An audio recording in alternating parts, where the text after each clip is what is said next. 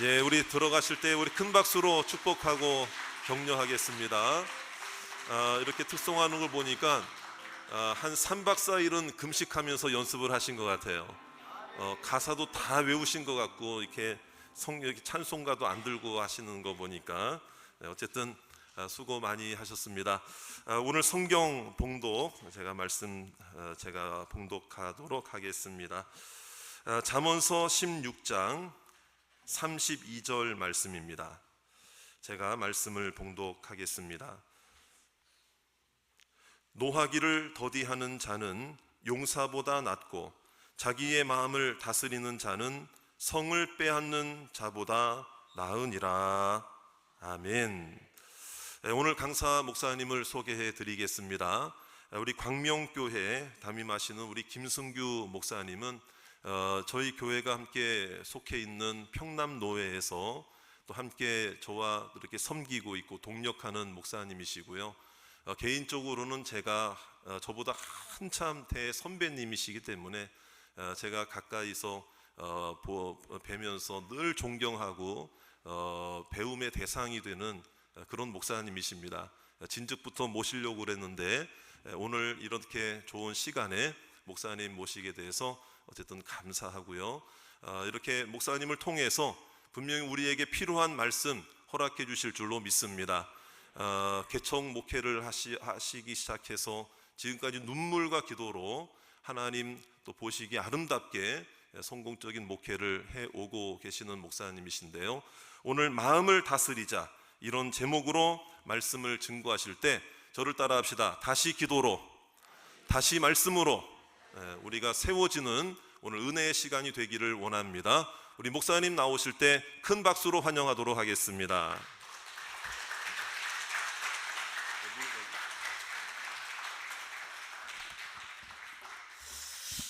할렐루야. 아멘. 제가 96년도 3월 1일 날 결혼을 했는데 로뎀교회 강남에 있을 때 그 교회에서 결혼식을 올렸습니다.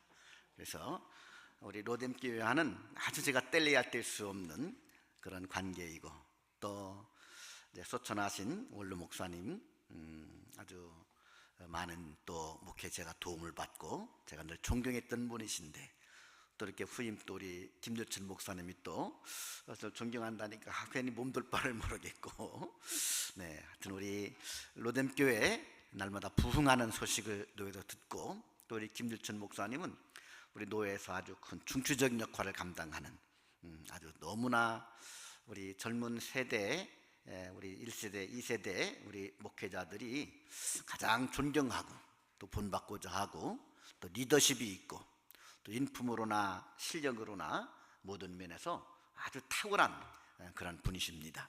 그래서 아마도 로뎀교회가 더욱더 부흥하고 있고 또 더욱더 발전하고 있고 또 양은 목자를 담는다고 또 와서 보니까 어떻게 이 교회는 등록할 때 인물을 보는가 아주 인물들이 다 뛰어납니다.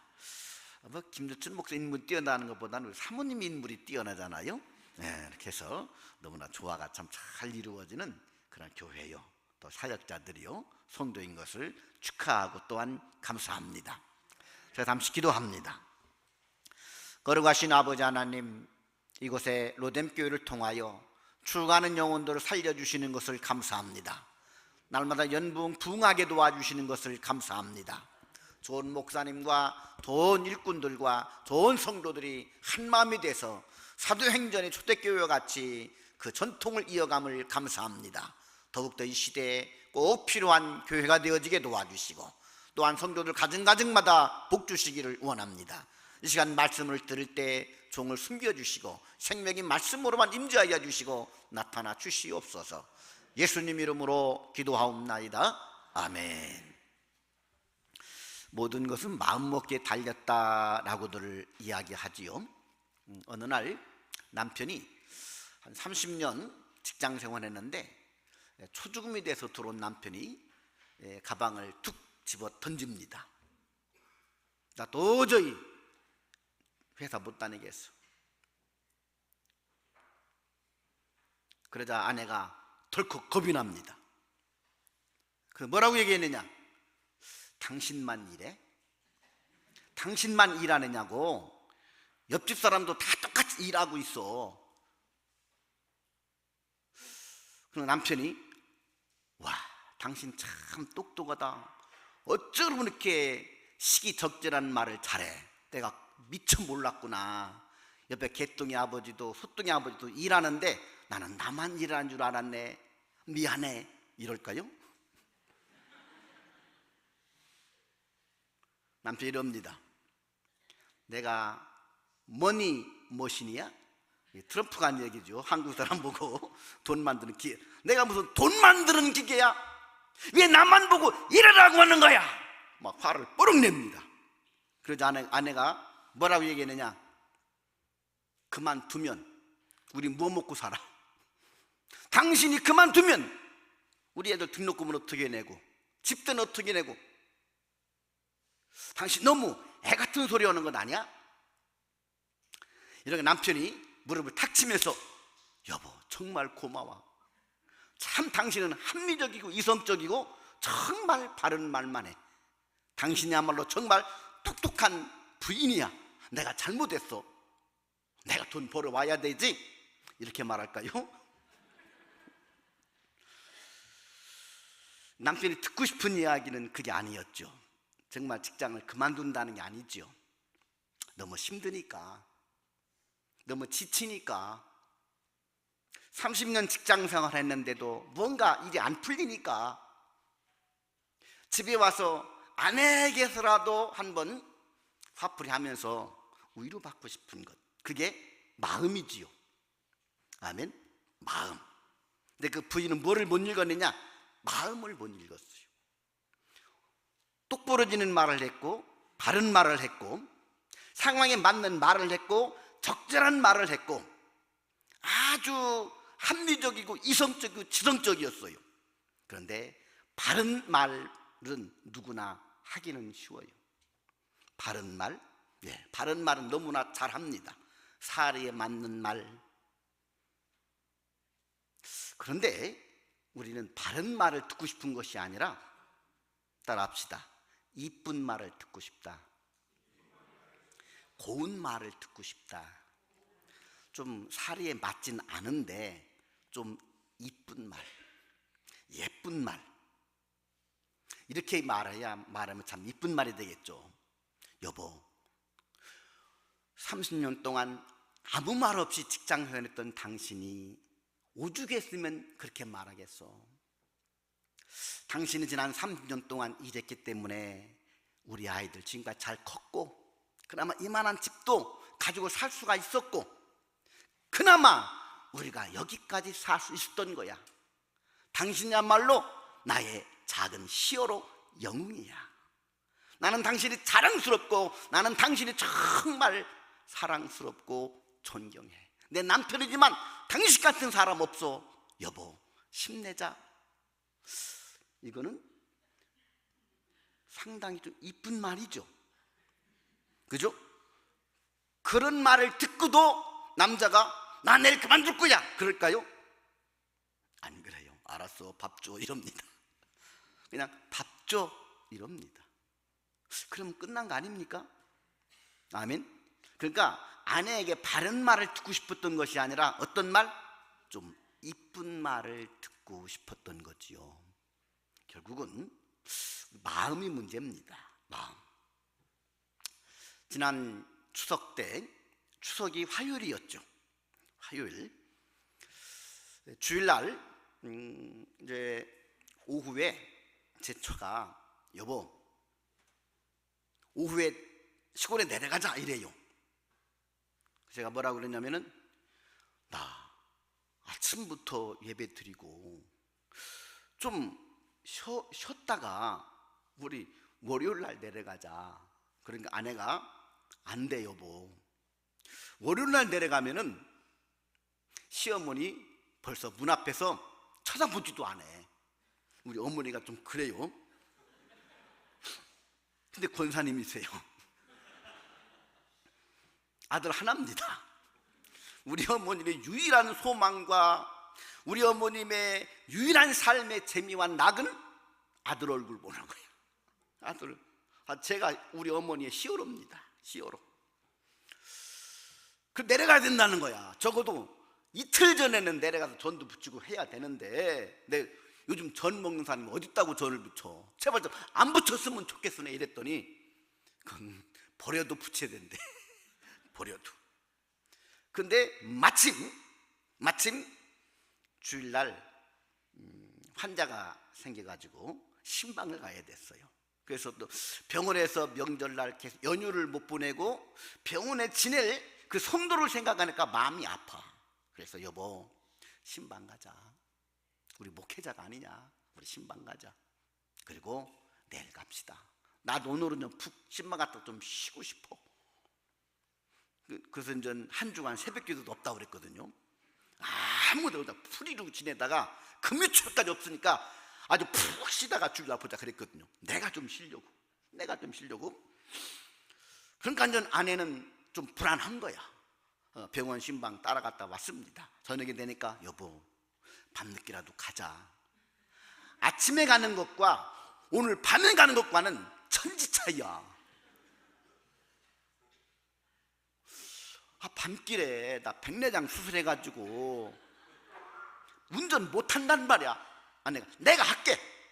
어찌 연약한 아내를 시킬 수가 있느냐 하고 그냥 씻고 들어가 버렸어요. 내년 아침이 됐습니다. 새벽 기도도 없는데 우리는 좀 쉬고 싶어. 그래서 이왕이면 좀 또 집에 가면은 쉴 공간도 없고, 그래서 점심때쯤 일어났어. 나야 언제 가든 어머니는 환영하니까, 그냥 얼굴만 보이면 어머니는 좋아하니까, 난 누구 앞에서 당당하니까. 그래서 점심때쯤 되는데 그날부터 툴툴거리기 시작하는. 나는 당신을 좀 쉬게 하려고.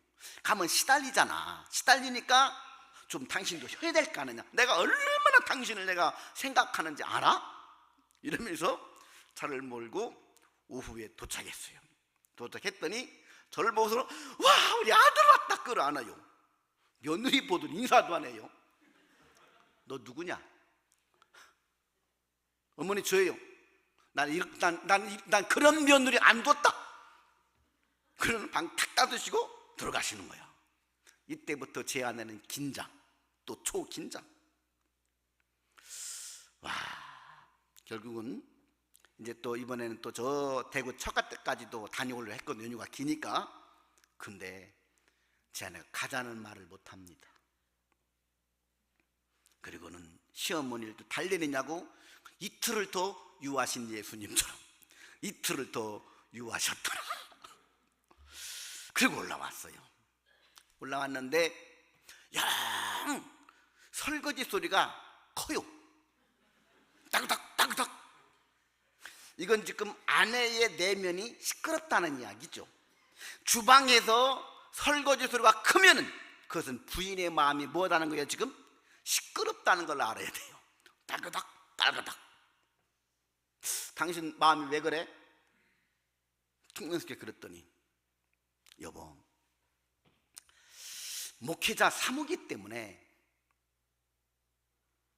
어떻게 해야 되는 것은 다 알아. 다 알고 머리로는 이해가 되는데 마음으로는 이해가 안 돼. 마음으로는. 목회자 사모로서 사명만 다 보게 되면 한 집안의 며느리로서 위치가 잃어버리게 되고 그 도리도 못하게 돼. 난 그 소리 너무너무나 듣기가 참 힘들고, 시어머니 얼굴만 보면은 막 신경이 마비되는 것 같고, 명절이나 생신 때 가려가면 마음만 먹어도 변비가 생기고. 그 전에 결혼하고서는 매일 아침마다 전화드렸다는 거야. 지금은 시어머니고 단판 봐가지고 일주일에 한 번 전화드리지만, 그래서 어머니가 쓰는 말 중에가 아주 권세 있는 말이 뭐냐, 우리 교회 사모님은 얼마나 나긋나긋한지 몰라. 제 아내도 나긋나긋해요, 성도들에게는. 그 얘기는 무슨 얘기야? 며느리에 대한 불만을 토로하는 이야기지요. 그러면서 교회는 사모라서 성도들이 다 좋아하지? 집안에서도 사모 노릇하려면 안 돼? 또 이래요. 또 그게요 얼마나 이 스트레스가 쌓이는지요. 그래서 이럽니다. 여보, 내가 머리로는 다 이해가 돼, 시어머니 다 이해가 되고 다 이해가 돼. 그런데 왜 자꾸 마음으로는 힘들지? 왜 마음은 힘들지 모르겠어. 머리로는 이해가 되는데. 이게 사람의 마음이잖아요, 그죠? 사람의 마음. 이 마음이 한번 병들게 되면은 이거는요 고칠 수가 잘 없어요.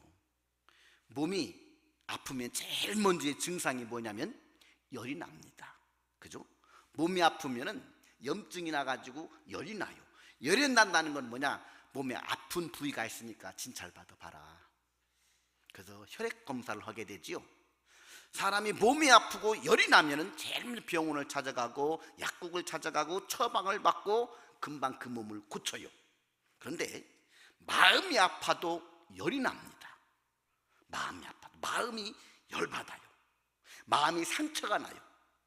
마음이 상처가 나는데 이 마음의 상처를 우리는 찾아갈 병원도 없어요, 약국도 없어요. 그 상처를 끌어안아야만 해. 이것이 우리에게는 화병이라는 것으로 나오죠. 내면이 상처난 것, 마음이 상처난 것은 아주 화병이 나가지고, 그것도 열자를 불화자를 쓰잖아요.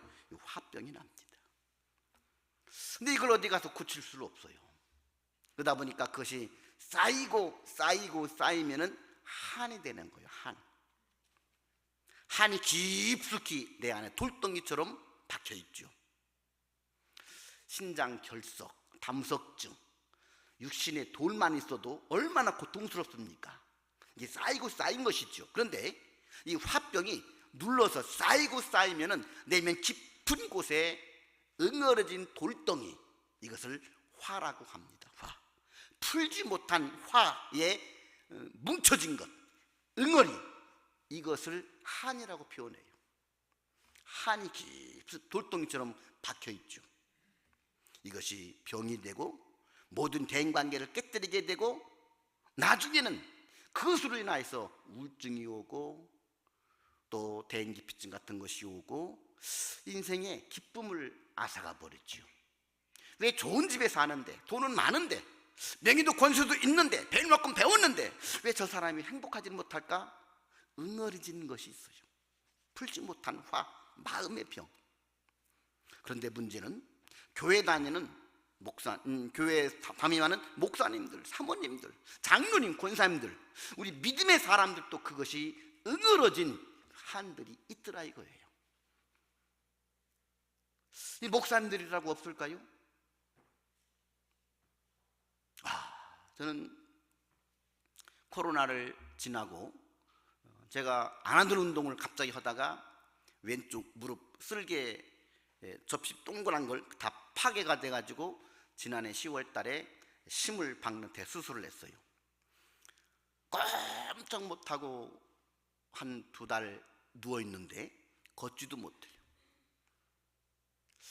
모든 것을 다 수발 들어줘야 돼요. 그때 깨달은 게 있습니다. 아내밖에 없다.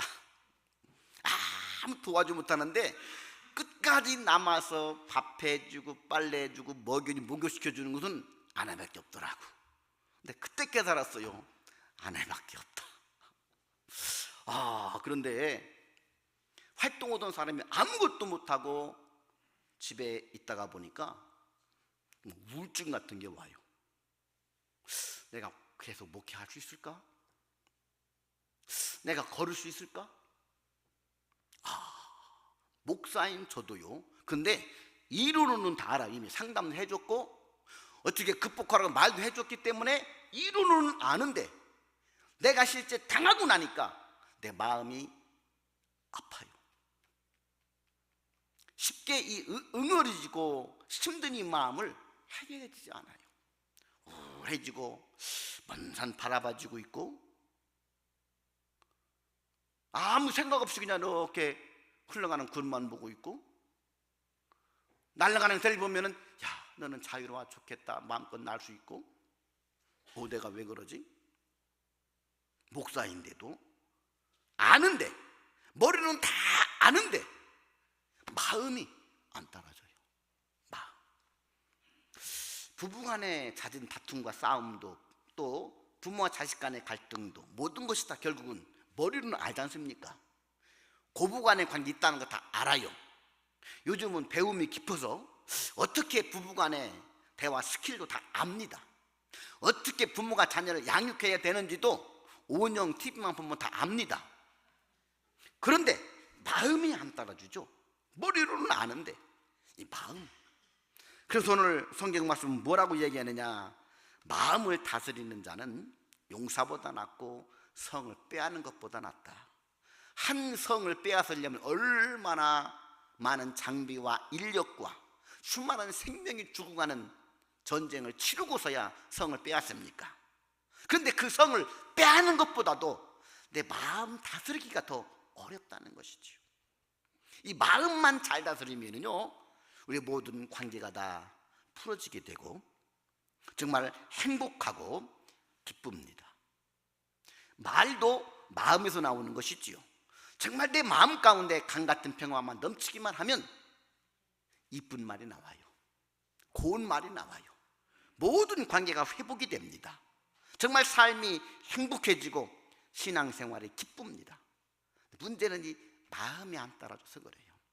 그래서 예수님이 말씀하시기를 밖에서 들어가는 것이 더러운 것이 아니라 네 마음에서 나오는 것이 너를 더럽게 하는 것이다. 만물보다 심히 부패한 것이 인간의 마음이다. 좌절, 절망, 미움, 시기, 다툼, 음란, 이 모든 슬픔, 이 모든 것들이 마음이지요.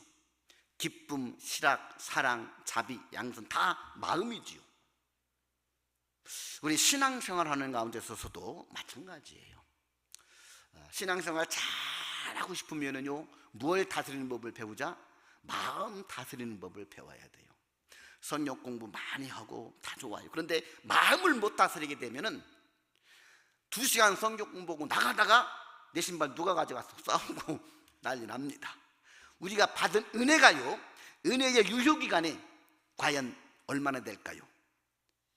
그 전에 선교사람들이 와가지고 대한민국 사람들의 은혜의 유효기간은 3일로 봤어요. 작심 3일. 그 수요예배가 생기고 수요일부터 주일까지 하루가 더 기니까 아예 금요철을 만들었지 않습니까? 근데 요즘은 은혜의 유효기간이 봤더니 성전문 나가자마자 주차장부터 은혜가 끊어져요. 은혜의 유효기간이 길질 않아요. 따라합시다. 은혜는 매일 받아야 된다. 은혜는 계속 받아야 돼요. 은혜만 받아놓고 나게 되면 할렐루야, 모든 게 됩니다. 그러면 내 마음에 은혜가 넘쳐 흘러서 온갖 잡쓰레기 같은 것들이 가득가득한데 스물스물 죄가 올라오고 스물스물 악한 것들이 올라오고 스물스물 시기 질투가 올라오고 슬픔, 좌절, 절망이 올라오는 이 마음을 우리가 어떻게 다스려서 항상 은혜가 충만하게 할까? 아멘. 제가 다스리는 방법, 저는 3가지를 터득했어요. 그래서 항상 저를 보면 그래, 목사님들이, 목사님 항상 웃는 얼굴이야. 은혜가 된다. 제 얼굴이 은혜가 좀 되십니까? 하도 웃다가 보니까 코도 빨개, 누드푸는 코도 빨개 돼가지고 주님 오실 성탄이 다가오니까 아예 코에다가 불을 켜가지고 지어도 지금. 그래서 제가 마음을 다스리는 3가지 방법을 이 금요철에 소개시킬 것이니까 우리 한번 이렇게 마음을 한번 다스려 봅시다. 할렐루야. 여러분, 이쁜 말 한번 해볼까요? 참 감각이 좋으십니다.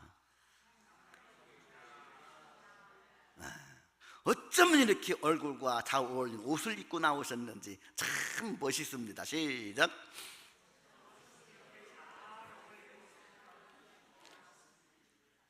다른 사람이 볼 때는 좀 그래도 그 사람은 최고로 어울리게 입고 온 거예요. 그게 그 사람이 감각이니까 이거 칭찬해 줘야 되겠죠. 자, 첫째는 따라합니다. 말씀이다. 뭐라고요? 말씀. 우린 다윗이라는 분을 압니다. 다윗 왕은 장인어른이 날마다 사위를 죽이겠다고 쫓아다녀요. 이 장인어른 힘이 없으면 다행이야. 정부력도 없으니까. 근데 그 나라의 왕이라 정보 조직을 운영해가지고 어디 있는지도 잘 압니다. 거기다가 군사들도 대동하고 쫓아다닙니다. 그런 다윗이 장인어른을 피해 도망다니는 것이 쉽지가 않아요. 그럼 다윗이 죽을 죄를 졌느냐? 그렇지 않아요. 전쟁 때 내보내면 다 전쟁에 승리하고 거두어오게 되고 나라를 국방을 튼튼하게 만들었던 대장군이고 존경받는 사람이에요. 하나님도 그를 사랑해요. 그런데 장인어른이 사위를 시기 질투한 겁니다. 그래서 쫓아다니고 죽이려고 하는 거예요. 억울하지 않습니까? 너무나 억울하다. 억울하다 보니까 마음이지요. 억울한 마음, 장인어른에 대한 미운 마음, 이참에 혁명을 일으킬까? 나쁜 마음, 이런 마음들이 스멀스멀 이러지 않겠습니까? 그러다가 드디어 숨어있는 동굴로 그 장인어른이 군사도 대동하지 않고 혼자 용병 보러 왔다가 낮잠을 자요. 다윗의 손에는 칼이 있었습니다. 그 칼로 그 장인어른을 죽이면 게임은 끝나는 겁니다. 이 죽이고자 하는 살인자의 마음, 원수갚음의 마음 스물스물 일어나죠. 그러나 다윗은 사울의 옷자락만 벤 것으로도 내가 기름 부음 받은 자의 옷자락을 베었다고 하나님 앞에 회개하지요. 어떻게 그는 원수 갚는 것을 하나님께 맡기고 순간순간 스멀스멀 일어나는 그 미움과 원망과 억울함과 악한 마음들을 다스리면서 하나님 앞에 쓰임받은 종이 될 수가 있었을까? 저는 참 그게 궁금했어요. 그러다가 시편을 읽는 중에 이런 말씀을 찾았습니다. 시편 119편 11절 제가 읽어봅니다. 내가 주께 범죄하지 아니하려 하여 주의 말씀을 내 마음에 두었나이다. 내가 범죄하지 않기 위해서 주의 말씀을 내 마음에 두었다. 한마디로 하면 하나님의 말씀을 붙잡았다는 거예요. 하나님의 말씀으로 내 마음을 다스렸다는 것이지요. 따라합시다. 마음을 다스리는 건 하나님의 말씀이다. 할렐루야. 그러려면은 하나님의 말씀을 읽어야 되겠죠. 하나님의 말씀을 가슴에 담아 두어야 되겠죠. 제가 90년도에 중국 할빈으로 선교사를 갔어요. 92년도에 중국과 수교가 됐는데 수교하기 전 주기장막이라고 해서 아직 열리지 않은 일주일에 한 번 토요일날 1시 반 배가 인천항에서 위해로 가는 유일한 배가 딱 한 척 있었어요. 일주일에 딱 한 번. 그 배를 타고 11월 달에 중국에 들어가서 위해 대련에서 기차를 타고 할빈역에 도착해서 3일 동안 도착했는데 그때 날씨가 영하 37도. 그 할빈역에 도착해서 제가 손톱을 자르고 발톱을 자르고 머리를 잘라서 수리품에서 칼을 꺼내가지고 언 땅을 긁고 거기다가 머리카락과 발톱, 손톱을 묶고 와르바시를 고무밴드로 묶어서 십자가를 만들고 이렇게 썼어요. 김승규 선교사 뼈를 묻다. 나는 이미 중국 12억 영혼들을 위해서 이 땅에 선교했습니다. 내 뼈를 묻었습니다. 하나님 중국 12억 영혼을 제게 주옵소서. 그리고는 그 앞에 첫 제단을 쌓습니다.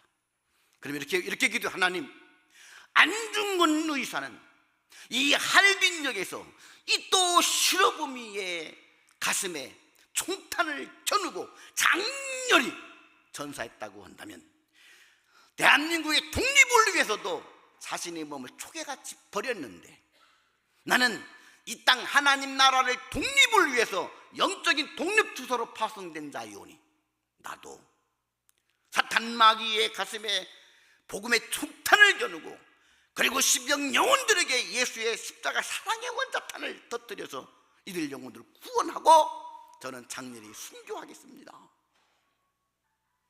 그렇게 기도하고 중국 선교를 시작했어요. 그러다가 3개월째 공안에 붙잡혀가지고 저 할빈 영창에 갇히게 됐어요. 갇히게 됐는데, 이야, 3일 동안 안 재우고, 그리고는 철창에서 양복 입은 채로, 그때 영하 한 37, 40도 되는 곳에서 3일 지나니까요 동상이 걸려오는데, 새카맣게 동상이 걸려와요. 잠을 안 재우니까 막 더 춥고 배고프고, 그리고 저 모퉁이에서 그 하얀 벽에 피 같은 것을 흘려내려요. 공포감을 심어줍니다. 4일 나흘째 되니까 공안국 직원이 찾아오더니 대한민국에서 어떻게 중국 선교를 준비하는지 그 계획과 중국에 온 선교사 명단을 다 제출하라. 제가 제출했겠어요? 제출하지 않았겠어요? 이 제출했으면 부끄러워 내가 간증을 못하지. 그리고 또 명색이 또 선교사라고 또 다물고 있었어요. 7일 열흘 지나니까요 견디질 못하겠습니다. 그때 깨달은 게 있어. 서원은 함부로 오면 안 된다. 내가 왜 입항정이지, 내리자마자 할빈역에서 왜 머리 깎고 손톱 발톱 이것도 뼈니까 나는 죽었다 그렇게 했는지 그 말도 내가 죽는구나. 하나님 그 취소하면 안 될까요? 제발 좀 살려주마. 나 장가도 못 걷습니다 하나님. 뭐 이러면서 또 하나님께 막 했지만은 시시각각 참 이 공포는 다가오고. 그래서 뭐라고 해야 되냐, 지금까지 중국에 수많은 선교사가 왔지만 실종 신고가 된 것은 실종이 아니라 다 죽었다. 이 깜빵에서 죽어나간 거다. 대한민국과 중국은 수교가 되지 않기 때문에 여기서 당신 죽여서 묻어도 실종 처리된다. 누구 하나 당신 죽음에 관심하는 사람 없다. 그러니 젊은 목숨 그게 쉽게 내버릴 거냐, 살해되지 않느냐, 이렇게 회유해요. 그러면서 시간 없다, 내 마지막으로 한번 기회 주겠다. 마지막 소리를 들어. 마지막 소리를. 와, 정말 나 죽인다는 것인가? 그런데 이 감방 오기 전 보름 전에 731 부대, 734 부대 중국말로 그 생체 실험 부대를 내가 견학 갔다 왔어요. 그때는 관광지가 아니었어요. 그냥 황량한 버려진 창고 같은 곳, 그대로 자연들이 있는 곳. 그 거미줄쯤에 가서 봤는데 막 끔찍한 그 모습이 있었거든요. 그게 밤마다 뇌리에 스치면서 나도 저렇게 죽는 건 아닌가 싶기도 하고요. 공포가 밀려와요. 다 불고 한번 살려달라고 할까? 이런 타협도 옵니다. 마지막에 이 공안국 좀 고위급이 와서 나도 어떻게 할 수 없다. 당신이 마지막 버티게 되면 당신 생명 보장 못한다. 그 말 하고 나갑니다. 정말 여기서 죽는가 보다. 그 순간 내게 떠오르는 하나님의 말씀이 있었어요. 이사야 41장 10절, 두려워 말라, 내가 너와 함께 함이니라. 놀라지 말라, 나는 내 하나님이 됨이니라. 내가 너를 굳세게 하리라. 참으로 너를 도와주리라. 나의 의로운 오른손으로 너를 붙들리라.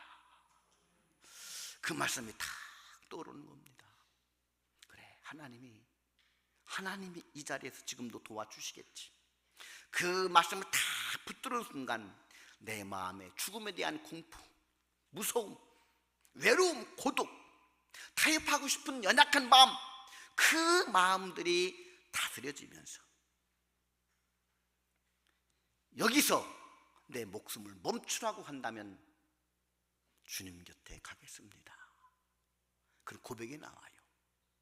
그런 무릎 꿇고 다 기도하는데 하나님께서 평안을 주시고 힘을 주시고 저를 취조하던 공안 국장에게 마지막 전도하고, 할렐루야. 하나님 은혜로 그 공안 국장이 전도를 받아들여요. 할렐루야. 그리고 저를 문초하던 그 뜨거운 찬물로 제 공안 국장을 세례를 줬어요. 아멘. 소원이 뭐냐? 그래, 나 내보내줘. 그러고 나왔어요. 할렐루야. 참 하나님의 은혜였습니다. 하나님의 은혜. 내 마음이 다스려지면서 그때 깨달은 건 뭐냐? 아하, 순교의 시간이 되면 하나님께서 평안을 주시는구나. 카타콤의 순교자들 어떻게 순교할 수 있었는가? 여러분, 마지막 때에 어떤 환난과 고난이 오더라도 걱정하지 마세요. 막상 내가 순교할 시간이 되면 하나님이 붙잡아 주셔요. 그 말씀을 이사야 40장 10절에서 약속하고 있습니다. 두려워하지 말라. 할렐루야. 나의 공포와 죽음의 앞에서 내 마음이 막 파도처럼 흘렁일 때 하나님의 말씀이 내 마음을 잔잔케 했습니다. 파도여 잠잠하라. 폭풍아 잠잠하라. 주님이 명하시니 태풍이 잔잔해진 것처럼 여러분, 내 마음에 쓰나미가 밀려올 때 말씀을 붙잡으시기를 바랍니다. 아멘. 두 번째로 이 마음을 다스리는 방법, 두 번째로 찬양입니다. 뭐라고요? 찬양. 여러분, 너무 힘들고 정말 극도의 고통이 밀려오고 아픔이 밀려오게 되면은요, 기도할 힘도 안 납니다. 말씀을 붙들 만한 힘도 안 납니다. 에너지가 다 고갈돼 가지고 안 되는 거예요. 여러분, 배터리도요 완전 방전되면은 충전이 안 됩니다. 그런 것처럼 완전 방전이 되고 퍼지게 되면은요, 마음을 다스리지, 말씀으로는 안 들어와요. 기도도 안 됩니다. 그럴 때 방전된 충전지를 다시 충전시키는 방법이 있는 것처럼 그 방법이 뭐냐? 찬양입니다. 찬양은 본능적이고 찬양은 곡조 있는 기도라고 얘기했습니다. 주님이여, 이 손을 꼭 잡고 가소서. 약하고 피곤한 이 몸을 폭풍의 흑암속 해치사 빛으로 손잡고 날 인도하소서. 할렐루야. 그래요. 여러분, 너무 힘들고 어려울 때 이 찬양 보세요. 우리가 하고 싶은 기도지 않습니까? 아멘. 정말 누군가가 그와 같이 힘들 때 하나님 앞에 쓴 기도문이 찬양시지 않습니까? 아멘. 사람이 길을 가다가 무서우면은요 노래 부르잖아요. 기뻐도 노래 부르고 슬퍼도 노래 부르고, 노래는 우리 마음을 끌어내는 본능적인 거예요. 그때 아무것도 안 될 때 그냥 읊조리시길 바랍니다. 아멘.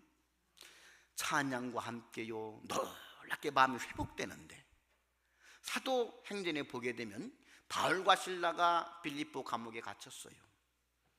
지하 감옥에 태장을 맞고 엉덩이 너덜너덜거리고 온몸은 쑤셔오고 살아날 길은 없고, 그랬을 때 바울과 실라가 유일하게 한 것이 뭐냐? 그냥 찬양하는 거였어요. 그 찬양할 때 옥토가 흔들렸더라. 할렐루야. 여러분, 다윗도 시편에 보면은요 다 찬양시지 않습니까? 힘들고 어려울 때 여러분 그냥 찬송가 갖다 놓고 부르세요. 아니면은 유튜브 틀어놓고 찬양을 들어보세요. 그럼 찬양해요. 그 가사 하나하나가 내 마음을 그대로 표현해 주면서 내 영혼의 곡조 있는 기도가 돼서 올라갑니다. 제가 감옥에서 마지막 공항극장 오라고 그랬어요. 할 말 있냐? 마지막 할 말이 있어. 그러면 볼펜 갖다 줄까 쓸래? 그게 아니라 내 믿는 하나님 앞에 내가 마지막 찬양 좀 부르고 기도하고 가고 싶소.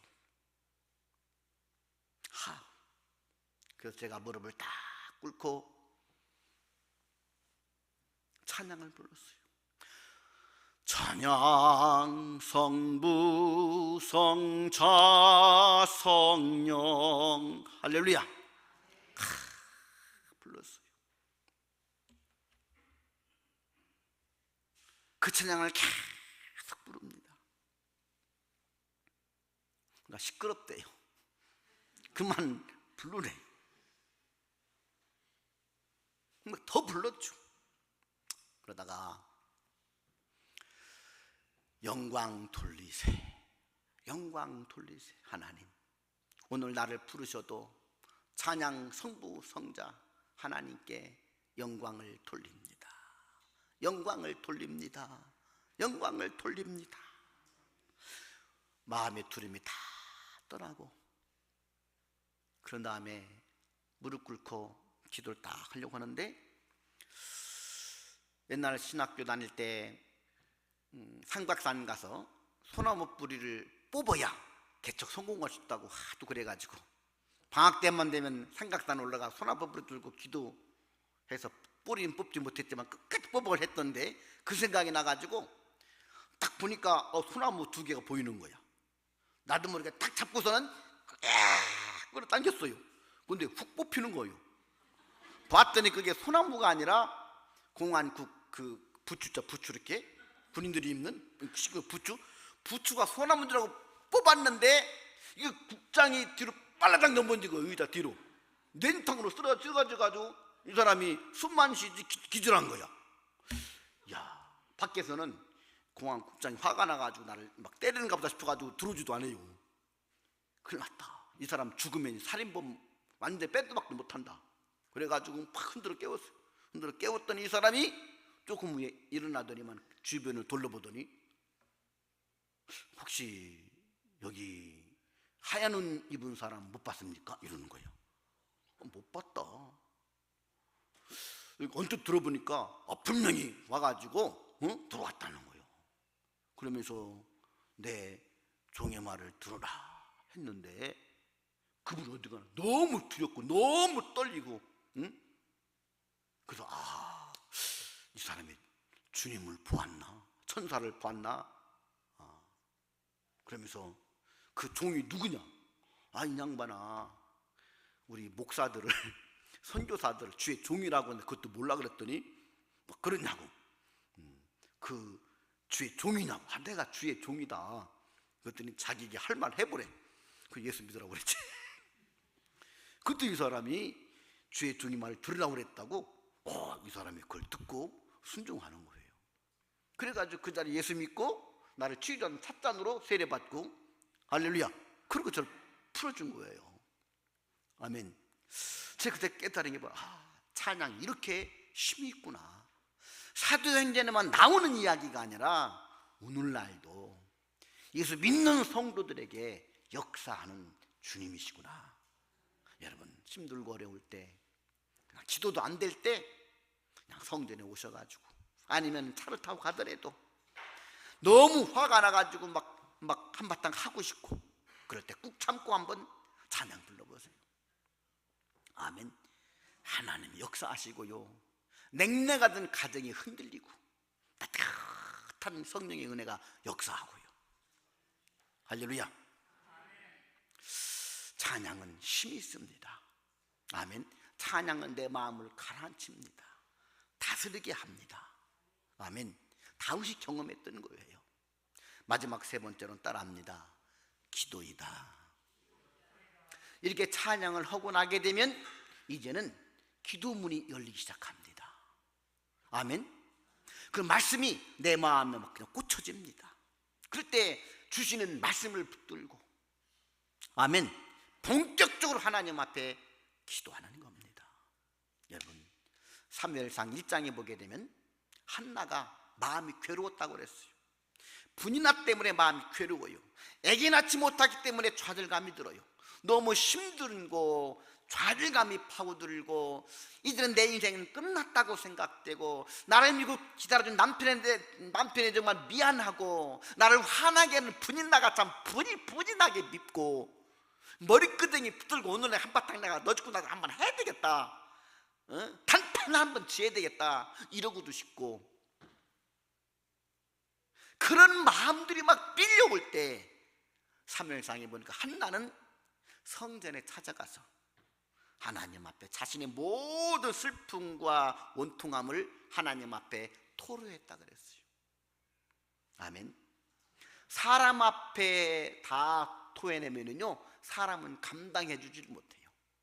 그걸 남편이 감당해 주겠습니까? 시어머니가 감당해 주겠습니까? 친구가 감당해 주겠습니까? 친정 어머니가 감당해 주겠습니까? 내 속에 있는 원함과 슬픔과 고통과 애통, 억울함을요 들어줄 사람이 세상에 없어요. 그걸 감당해 줄 사람이 없어요. 괜히 친정 어머니 가서 얘기했다가 친정 어머니만 더 마음이 괴롭고 아파지게 되는 것입니다.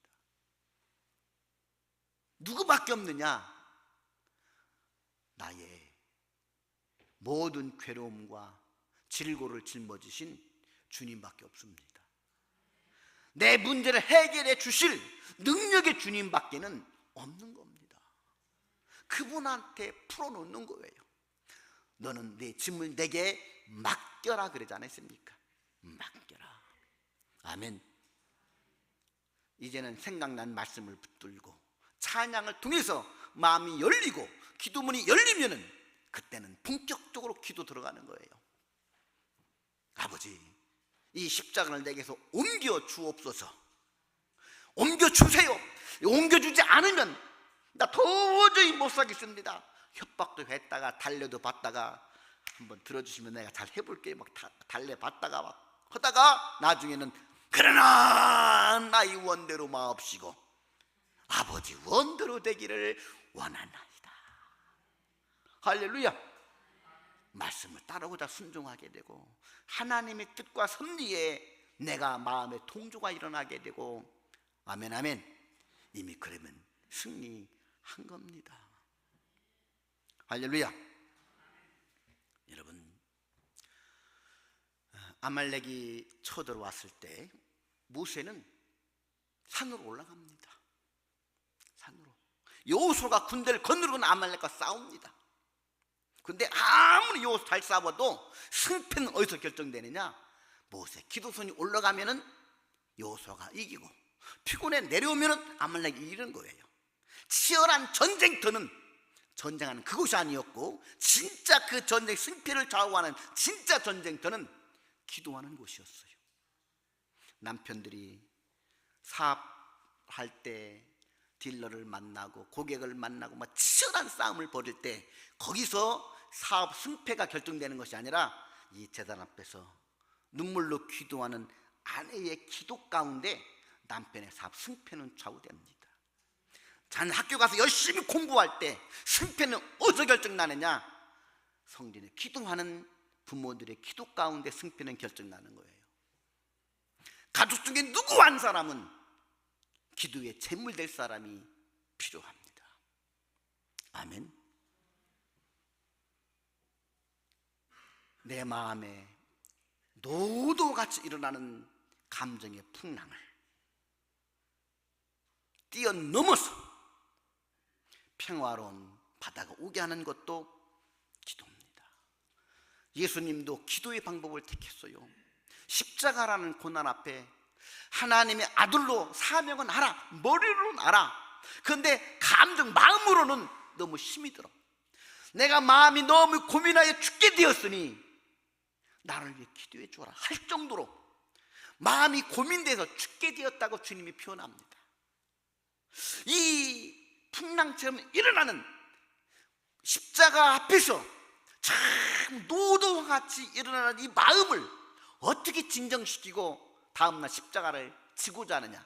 그 최후의 방법이 기도였던 것이지요. 기도를 통해서 마음을 진정시키고 사명을 다잡았던 것이지요. 하물며 예수님도 그러실진데 죄악덩어리 허물투성인 우리가 어찌 주의 일을 감당하려고 할 때 기도하지 않겠습니까?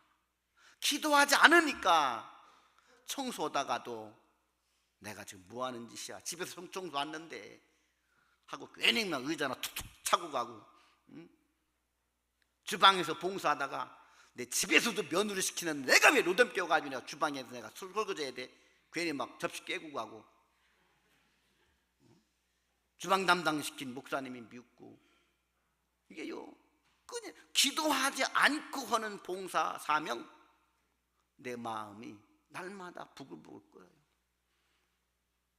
기도로 승리하고 난 사람은 어떤 사명도 기쁨으로 감당해요. 아멘.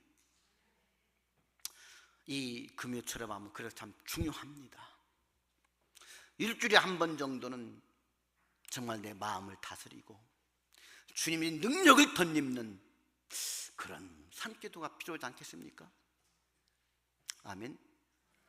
이 장소가 우리 선배들이 기도했던 산이라고 생각하고, 아멘, 우리 한번 기도하자고요. 거기서 승패는 좌우가 되는 것입니다.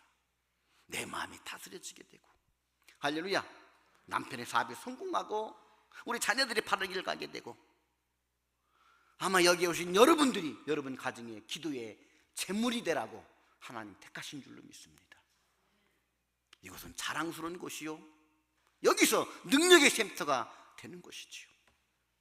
일요일의 말씀을 들었으니 이제 늘 성경도 좀 많이 읽으시고, 아멘, 찬양도 기쁨으로 날마다 하시고, 그리고 기도를 사랑하셔서, 아멘, 다 아는 건 아닙니까? 그죠?